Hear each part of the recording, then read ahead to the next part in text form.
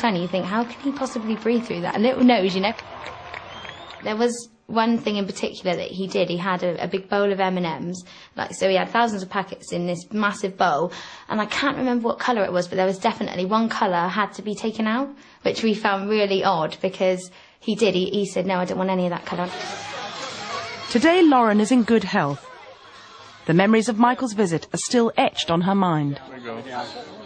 Let's go. When Michael talked to me about my illness and my cancer and treatment and being really positive, he made me feel so good. I went away feeling extra positive and felt really good that somebody that famous could even talk to me and talk that nicely and say how positive things. It just made me feel great, really. Another day has gone. I'm still all alone. Back in London, Michael had one last appointment in his diary before flying back to the States, a shopping trip to Harrods. We wanted to see the memorial that Mohammed built, created for Diana and Dodi. So we went down the escalator and he stood there and there was silence and he was so sad. Michael loved Diana and he was a good friend of Dodi. And I think it was the first time that he saw this memorial. It was a very touching moment. I looked into his face and he just stood there, and Mohammed was also very, very sad. I had long conversations with Michael about Diana. He just was in love with her. No doubt. He was in love with Diana. This is the memorial, as you can see. You must understand Mohammed, very sad, crying, and then we moved away into the clothing section. Michael liked this shirt, so he took it off the mannequin, and Mohammed gave him the shirt. And I don't know why I bent a spoon for Michael here. Somebody wanted me to bend a spoon. This is in the antique section of Harrods, and there was this weird, bizarre antique reading chair. Michael sat in it. In the music section, the DVD and CD section, I discovered a box with 100 most renowned and famous pianists. And I noticed that one of my closest friends, Byron Janis, who lives in New York, his name was on the box, so his CD was in there. So I called Byron, and I said, Byron, here is Michael, talk to him.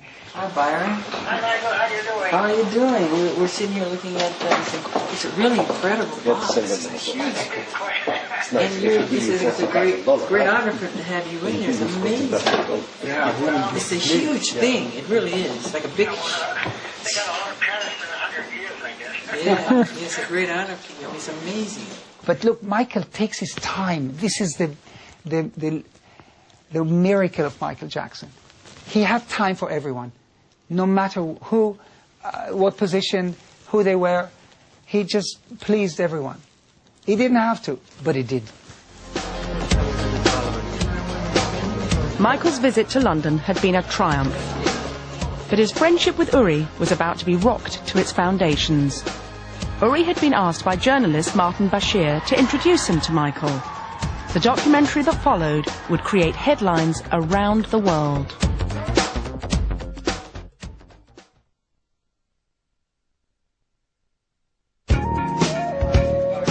In 2002, Uri Geller and Michael Jackson were firm friends. Michael had visited Uri twice. He'd even been best man when Uri renewed his wedding vows. But 3 years earlier, during one of their first meetings, Uri had wanted to put his mind at rest about child abuse allegations made against Michael. In the last half hour, Michael Jackson's lawyers have agreed a huge cash settlement with the boy who says the singer abused him. In 1993, Michael had been accused of molesting a 13-year-old boy, Geordie Chandler.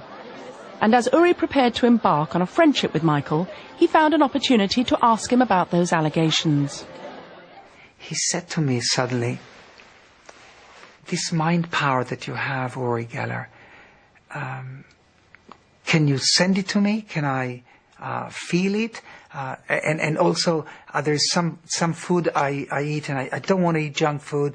Can you make me not eat it? And then I said to him, look, Michael, I used to be a hypnotist in Israel before I became famous for my spoon bending. Will you allow me to hypnotize you? And he said, wow, yes, can you really hypnotize? There was that streak of suspicion in me. I had to get rid of that, and that's why I suddenly confronted him under hypnosis. I asked him, Michael, did you ever touch a child in an inappropriate manner? And Michael answered immediately, no, I would never do that. And then I asked him, well, why did you pay off Jodie Chandler? He said to me immediately, I had enough. I couldn't take it anymore. You know, I brought him out of the trance. He never knew this. To me, this was a private validation that this poor man is innocent. But allegations of child abuse would return to haunt Michael years later. In 2002, Uri received a phone call from journalist Martin Bashir, the man who had famously interviewed Princess Diana. He wanted Uri to introduce him to Michael so he could make a documentary. I said to myself, wow, you know, Michael loved Diana so much that maybe this is the right guy. This is the right person. I mean, he did interview Princess Diana, for goodness sake. And I thought, this is great. And I took Martin Bashir to the hotel. We sat in the lobby, and then I introduced Michael to Bashir in his room. I introduced them, and I left them. Do you come out here on your own?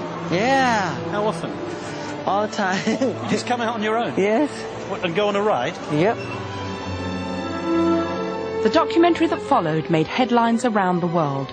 But from Michael Jackson's point of view, it was for all the wrong reasons. During the period of filming, Michael had dangled his baby son blanket from a hotel balcony in Berlin. And later in the programme, Michael had been filmed holding a boy's hand at his Neverland ranch. He admitted sharing his bedroom with children. They make that sexual. It's not sexual. But we're going to sleep.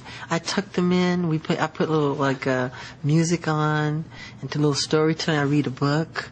It's very sweet. Put the fireplace on. Give them hot milk. You know, we have little cookies. It's very charming. Just months after broadcast, the boy filmed with Michael would accuse him of abuse. Michael was arrested and handcuffed. In my opinion, this interview could have been fantastic for Michael. But Michael did a few mistakes while Bashir was interviewing him. One, he sat there with this kid, holding hands, very innocently, very lovingly, not thinking what I've told him so many times, that the world doesn't see that the right way. The world gets suspicious. It's unacceptable. Two, that Michael said something about the kids, tucking them in bed, giving them milk, and he doesn't say it's totally innocent, because it was innocent. Michael was saying the truth, not thinking that the world doesn't see it that way. During the trial that followed in 2005, the star looked frail, the strain on him evident. Uri appeared on TV to plead Michael's innocence. I know for a fact that there will be thousands of fans helping him. They will attend, and I also hope that Michael Jackson knows how to dip into the pool of tangible consciousness of his fans and derive the positive energy and the love that he will be getting from them. Finally, after a 5-month trial, Michael was acquitted. but it seemed his friendship with Uri was over. So after that documentary, it was